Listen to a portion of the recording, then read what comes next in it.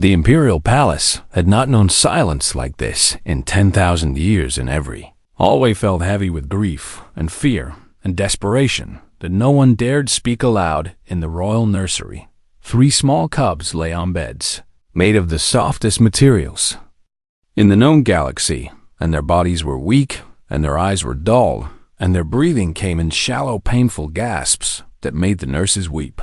When they thought no one was watching, these were not ordinary children, and these were the last heirs to Emperor Varric, and the continuation of a bloodline that had ruled the Valorian Empire since before humans had learned to make fire on their distant blue planet. The Emperor stood at the window of his private chamber and looked out at the stars and wondered if the universe had finally decided to end his family line, and there was nothing in his vast empire that could stop it. His species, the Valorians, were among the most powerful beings in the galaxy, and their ships could cross star systems in hours, and their technology could reshape planets, and their warriors were feared across 1,000 worlds, but none of that mattered now because his children were dying, and no amount of power could save them. The problem was simple, and yet impossible to solve, and it came down to biology and the cruel joke that evolution had played on his people.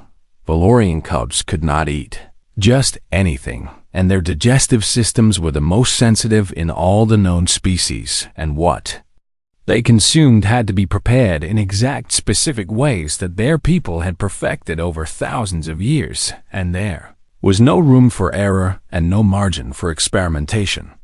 The royal chefs had always handled this sacred duty, and they alone knew the ancient methods, and they alone possessed the enzyme-producing glands that made the food safe for young Valorians to consume.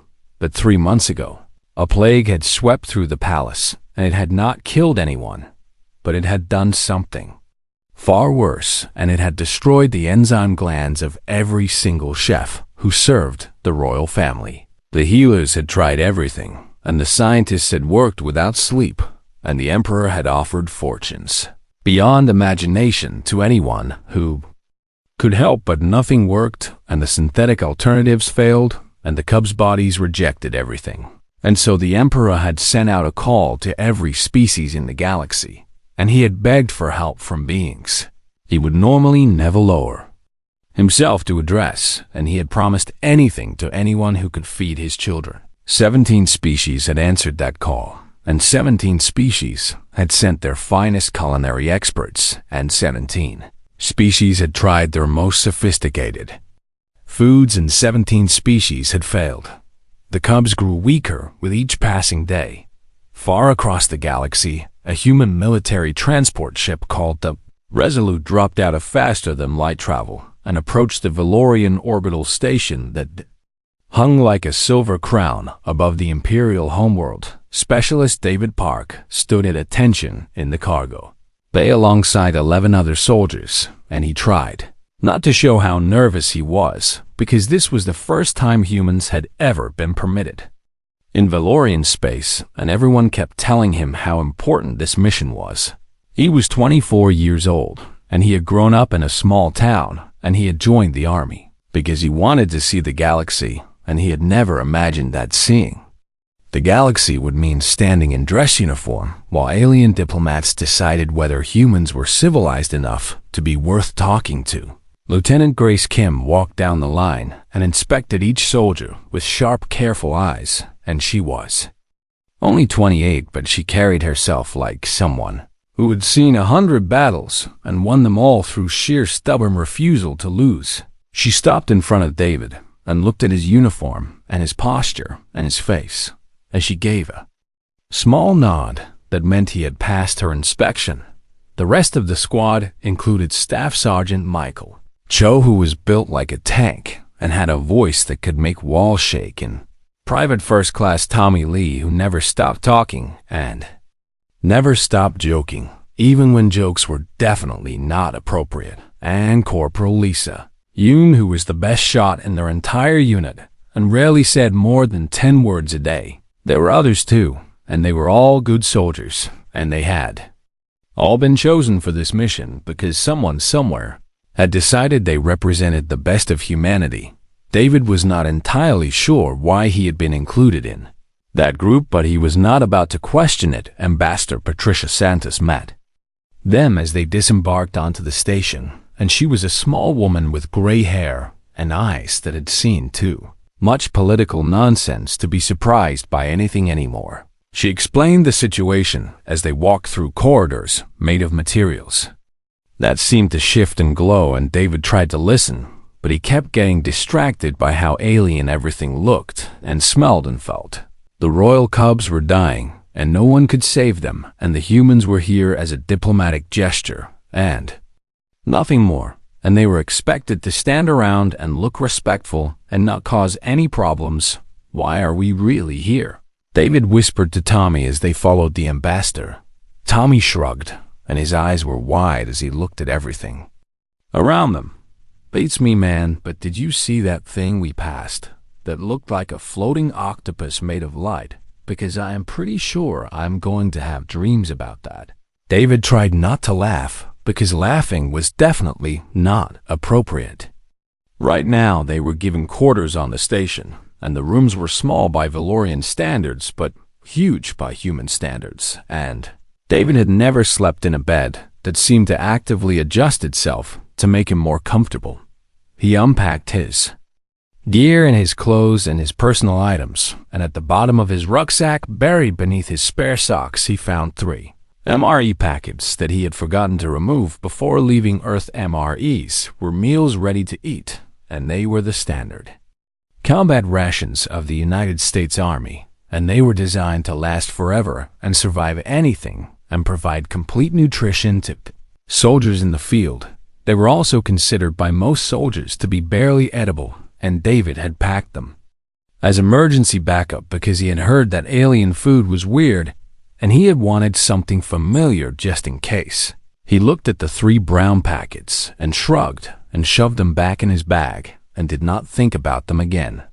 That night, the human delegation attended a formal dinner where 17 different species presented their latest attempts to feed the royal cubs, and David stood against the wall with the other soldiers and watched as dish after dish was carried into the medical wing, and dish after dish was carried back out, rejected.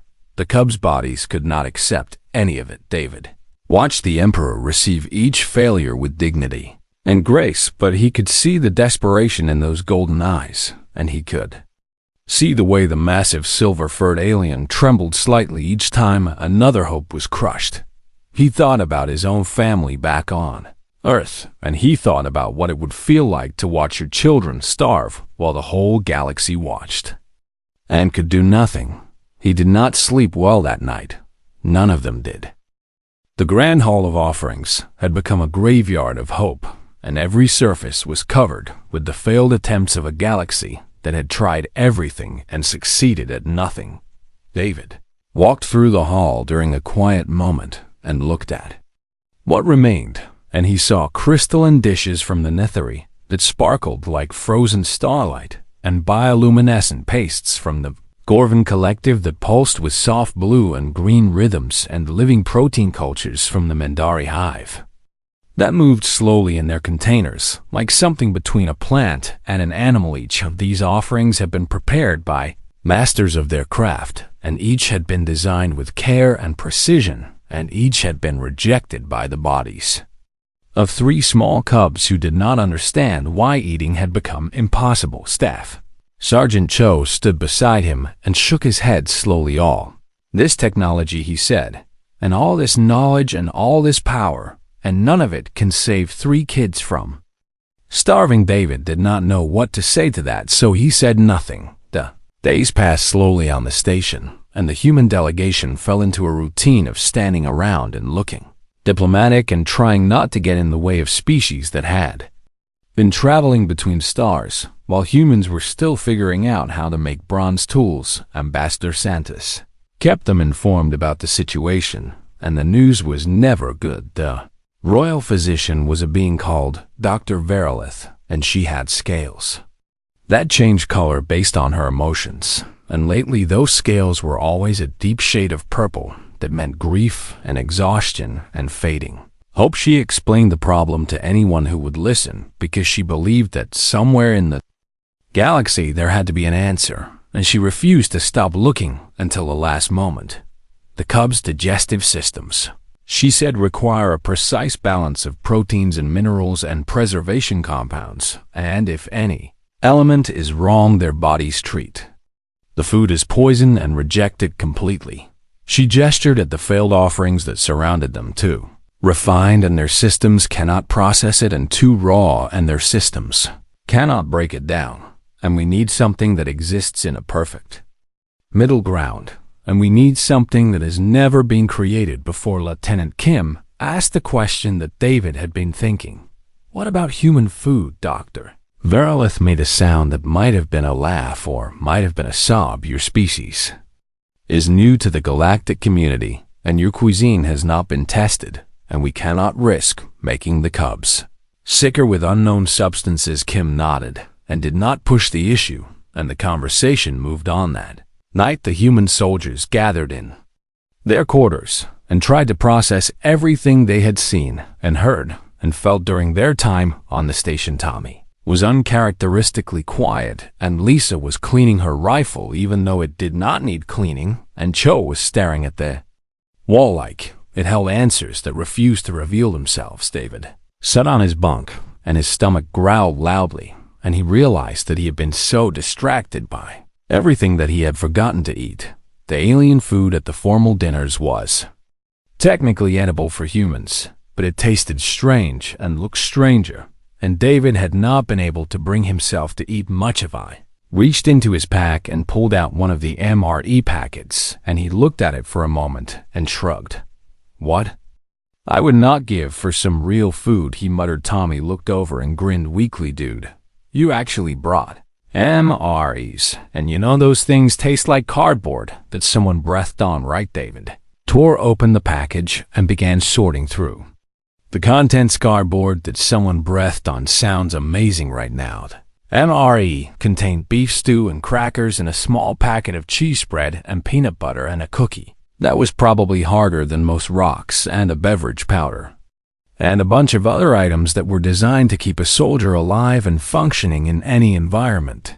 David activated the chemical heater by adding water to the special pouch, and he slid the beef stew packet inside and waited for it to warm up. The smell began to fill the room almost immediately, and it was not a fancy smell, and it was not a sophisticated smell, but it was a familiar smell, and it made David think of training exercises and long nights in the field, and the simple satisfaction of a hot meal after a hard day. Lisa looked up from her rifle and wrinkled her nose. That smells like home, she said, and there was something soft in her voice that was not usually there. Cho laughed quietly. That is the saddest thing I have ever heard. And also completely true. They gathered around as David assembled his meal, and they passed the crackers around and fought over the cheese spread, and for a few minutes they were not soldiers on a diplomatic mission in alien space, but just a group of friends sharing a meal and pretending everything was normal. None of them noticed the door to their quarters opening. None of them saw the Valorian servant standing in the doorway with her 4 nostrils flaring and her eyes growing wider and wider. As she processed the scent that filled the room, her name was Lady Maravel, and she was the 3rd attendant to the royal nursery, and she had spent 40 cycles of her life learning to identify safe nutrients by smell alone, and she had tested thousands of substances and rejected thousands more, and she had never once encountered anything like what she was smelling. Right now, the compounds in the air were strange and foreign and crude and simple, and they hit her senses like a thunderbolt of impossible familiarity. What is that, she demanded, and her voice was loud enough to make every human in the room jump to their feet in surprise. David held up his half-assembled MRE like a child caught doing something wrong. It is just food, he said, and his voice cracked slightly with confusion and surprise. Our field rations, the stuff they give us when we are in combat. Lady Maravel moved closer, and her nostrils flared again and again as she tried to understand what she was detecting. This scent, she said. Her voice was shaking now. The corridors of the station blurred past as David ran, and his boots pounded against floors that had been walked by. Species who had mastered the stars before. Earth had formed, and his heart hammered in his chest, and his mind raced with questions that had no answers. What had just happened, and why had that servant looked at his MRE like it was the most important thing in the universe, and why were they being summoned to the Royal Medical Wing in the middle of the night cycle? Lieutenant Kim led the way because she always led the way, and Staff Sergeant Cho brought up the rear because someone had to make sure no one fell behind, and David was somewhere in the middle, trying not to trip over his own feet. They burst through the doors of the medical wing and stopped dead in their tracks. The room was chaos. Valerian scientists rushed between workstations and holographic displays, flickered with data streams in languages David could not read, and medical equipment hummed and beeped and flashed, and in the center of it all stood a figure that made David want to drop to his knees. Emperor Varric was even more imposing in person than he had been at the formal dinners, and his silver fur seemed to glow with its own inner light, and his golden eyes held a desperate intensity that was almost painful to witness. In his massive clawed hand, he held the torn Refori package that Lady Maravel had taken. Explain this to me, he commanded, and his voice resonated through the chamber like thunder rolling across mountains. The human soldiers looked at each other, and no one seemed to know what to say, and the silence stretched until it became unbearable. Staff Sergeant Cho cleared his throat and stepped forward. Because someone had to, Your Majesty, he said, and his voice was steady despite everything. That is called an MRE, and it stands for meal ready to eat, and it is a standard combat ration used by the United States Army. He paused and took a breath and continued. It was developed so that human soldiers could carry food into battle, and the requirements were very specific, and it needed to be lightweight, and needed to last for years without refrigeration, and it needed to provide complete nutrition, and it needed to be edible under any conditions. The Emperor stared at him with those burning golden eyes. And your people consider this adequate nourishment? Cho almost laughed, but caught himself in time. Honestly, Your Majesty, most soldiers consider MREs to be barely edible, and we have a saying that the three lies of the military are that we are from the government, and we are here to help, and that this meal is ready to eat. A murmur of confusion rippled through the assembled Valorians, who did not understand human humor, but David understood what Cho was trying to say, and he stepped forward before he could talk himself out of it. Your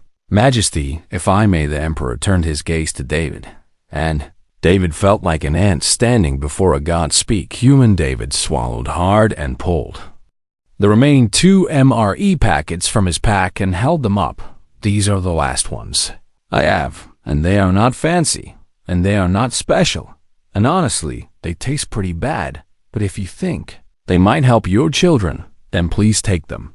He held out the packets, and his hands were shaking, but his voice was firm. We have no use for them here, and your cubs need them more than we ever could.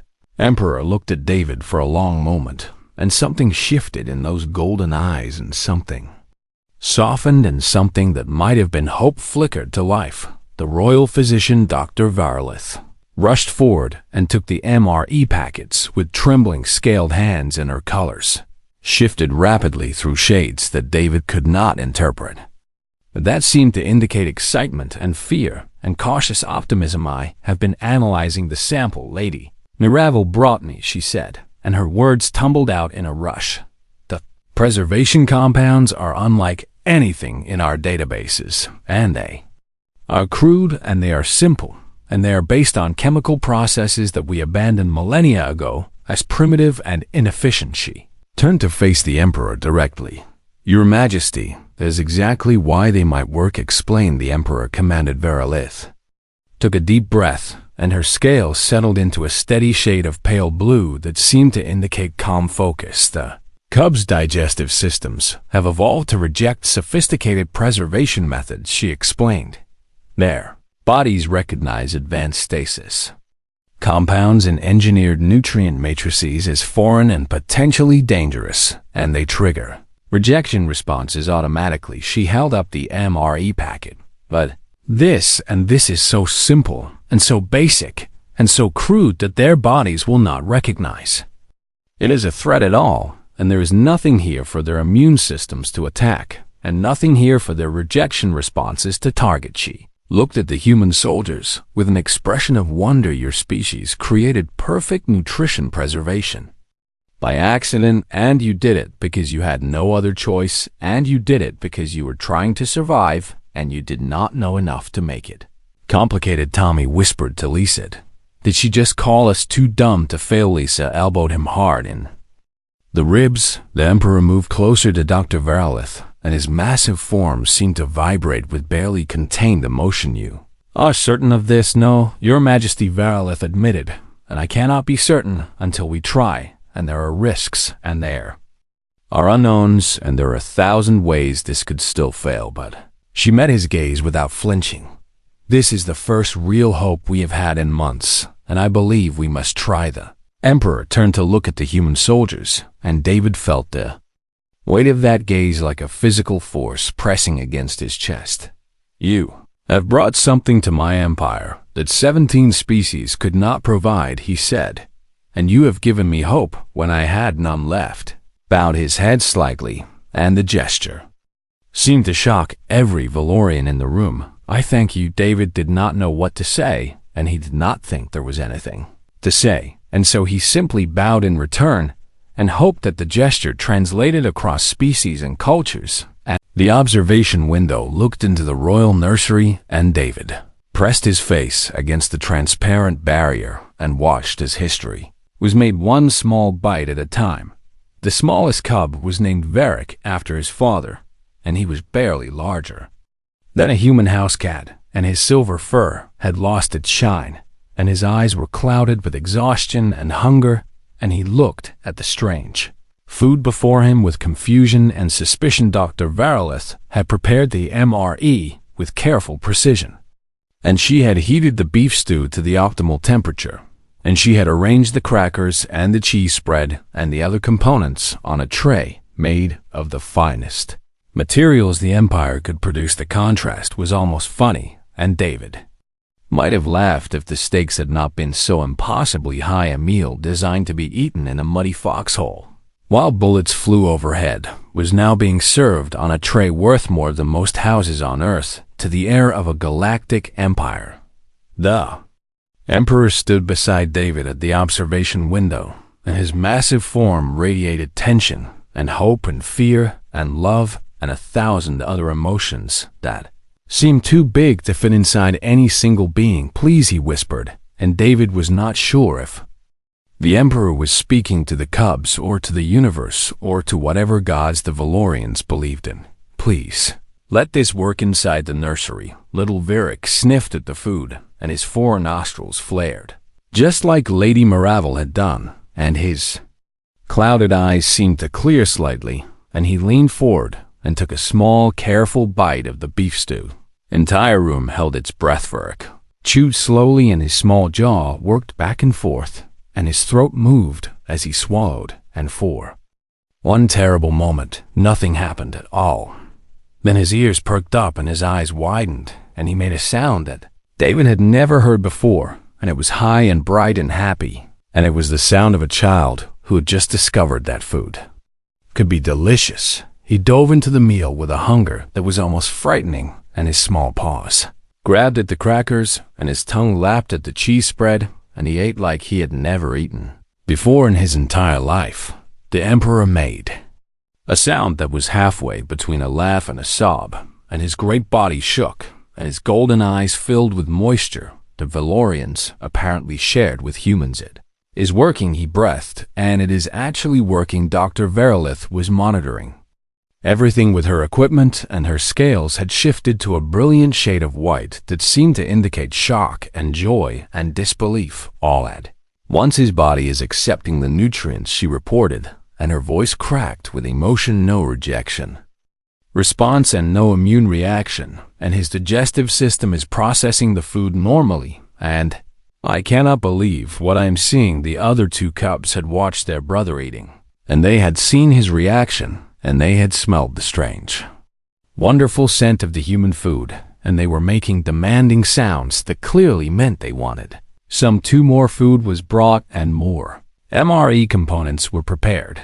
and soon all 3 cubs were eating with the desperate enthusiasm of children who had been hungry for far too long. Tommy stood beside David and watched with wide eyes. "Dude," he said quietly, and his voice was strange and thick. "We just saved an alien empire with beef stew and cheese spread." David nodded slowly, and he could not find words because there were no words for what he was feeling. Staff Sergeant Cho had his arms crossed, and his expression was complicated, and after a long moment he spoke. "You know what gets me," he said. "What?" Lisa asked. Cho shook his head slowly. 17 species tried to save these kids, and they brought their most advanced food and their most sophisticated techniques and their most expensive ingredients, and all of it failed. You looked at the cubs who were still eating happily, and then we show up with rations that cost about $12 each, and that most soldiers would rather not eat if they had any other choice, and somehow that is what works." Lieutenant Kim nodded thoughtfully. "It is like Dr. Verilith said, and their bodies were rejecting the complicated stuff because it was too complicated, and our food worked because it is simple." She paused, and a small smile crossed her face. "We succeeded because we did not know enough to fail." Ambassador Santos had arrived at some point, and she stood with tears streaming down her face, and she did not seem to care who saw. "Do you understand what this means?" she asked, and her voice was barely above a whisper. The human soldiers looked at her with confusion. "This means everything," she continued, "and this means that humanity has just earned the eternal friendship of one of the most powerful empires in the galaxy, and this means that our species will never be dismissed as primitive or irrelevant." Again she wiped her eyes and straightened her spine and became the diplomat once more. "This means that 3 children are going to live because of you, and nothing else matters compared to that. But everything else matters."